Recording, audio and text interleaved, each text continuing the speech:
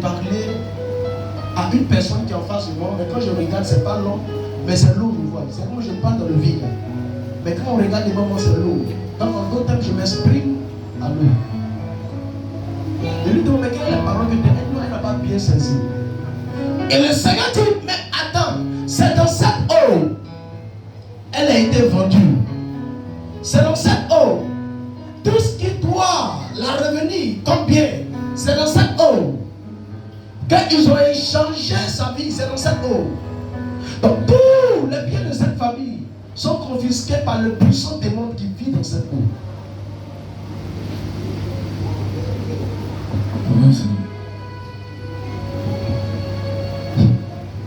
C'est là elle a compris. On parle des hôtels. Yes. On va aller à la suite, vous allez comprendre. Vas-y, le deuxième, 6 ou 10, vas-y. Jérémie 35, verset 6 à 10. Vous allez comprendre. On s'était tous égaux. Jérémie 35, verset 6 à 10. Je lis la parole. Mais il répondit, nous ne buvons pas de vin. Car Jonadab, fils de Rekab, notre père, nous a donné cet ordre. Vous ne boirez jamais de vin, ni vous, ni vos enfants. Et vous ne bâtirez point de maison. Vous ne sèmerez aucune semence. Vous ne planterez point. On écoute bien, vous allez comprendre, écoute bien. Vas-y. Vous ne planterez point de vigne. Et vous n'en posséderez point. Mais vous habiterez sous des tentes toute votre vie, afin que vous viviez longtemps dans le pays où vous êtes étrangers. Nous obéissons à tout ce que nous a prescrit Jonadab, fils de Rekab, notre père. Nous ne buvons pas de vin pendant toute notre vie.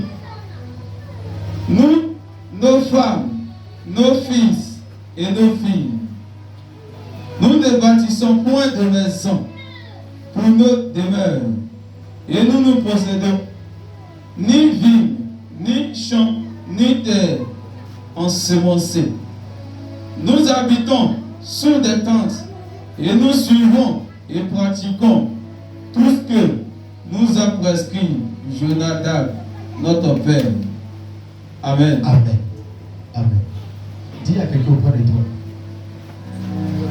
Ton problème, c'est ton père, c'est ta famille. Ton problème, c'est ta famille. Dis à quelqu'un, ton problème, c'est l'iniquité de ta famille. Ton problème, c'est l'iniquité de ta famille. Dis, ton problème, c'est l'iniquité de ta famille. Ton problème, c'est l'iniquité de ta famille. Gloire à Jésus. Amen.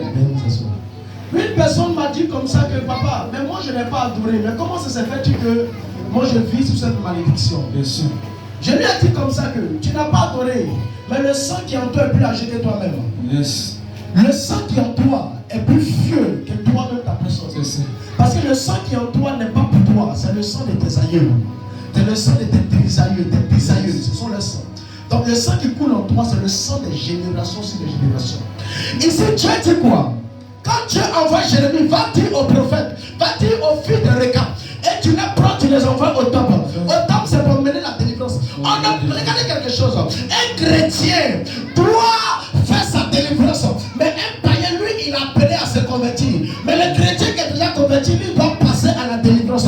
Ce n'est pas les mêmes étapes. Donc, comprenez que lorsque tu es chrétien, ou tu es chrétienne, et qu'il y a un problème sur ta vie, c'est le problème de l'iniquité. Ce n'est pas un caractère aspect physique. C'est le problème de l'iniquité. Si tu vois quelqu'un est un menteur, il ment jusqu'à lui-même, il se ment lui-même. C'est pas lui, c'est un problème de sang. Si tu vois une personne qui vole, même pour finir, même celui qui l'aide, il vole la personne. C'est un problème de l'iniquité. Dans sa famille, il y a quelqu'un qui a fait la même chose. Dans cette personne-là, elle est de son père ou sa mère. Donc il y a des retombées. On ne peut pas dire, donner conseil à quelqu'un et que la personne reprend ses mêmes erreurs dans des jours et dans des semaines sans que la personne comprenne là qui prend n'est pas bon. C'est un problème de l'iniquité. Il doit, ou soit elle doit être délivrée. Au nom de Jésus. Le problème de l'iniquité est plus puissant que le péché. Yes. Parce que l'iniquité L'iniquité n'a rien à voir avec le péché pratiqué par l'homme. L'iniquité, c'est pas toi, oh. C'est ton grand-père. Dans le monde spirituel, on ne meurt jamais avec. Si quelqu'un est sorcier ou sorcier, il ne meurt pas ça. Quand il veut mourir, il transmet. Et il regarde parmi ses enfants. Et puis il donne à la personne. La personne peut être convertie, mais l'esprit est en lui. Pourquoi l'esprit vient en lui malgré la conversion de la personne? C'est parce que Dieu, quand lui, tu l'acceptes, tu qu'on l'appelle corps, esprit. Amen. Parce que l'âme n'appartient pas à Dieu. L'âme, toi, t'appartient. Donc l'âme vit dans le sang. Quand le sang vit dans ton père et ta mère.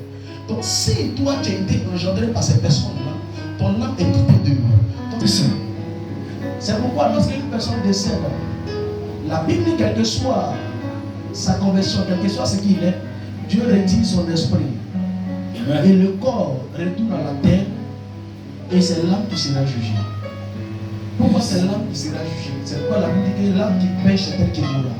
Pourquoi c'est l'âme qui sera jugée? Mais l'âme là, elle vit dans le sang.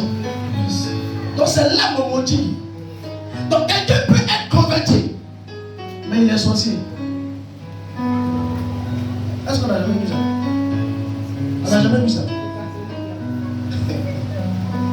Pourquoi? Attends, il parle de Jésus. Il fait des choses de Jésus. Mais pourquoi la personne est sorcière ou sorcière? Pourquoi? Posez-vous la question. C'est parce que son père ou son grand-père l'a légué cet esprit depuis sa naissance sans le sang. Et parfois, le drame c'est quoi? Parfois, il y a deux types de sorcellerie. Il y a la sorcellerie consciente et il y a la sorcellerie inconsciente.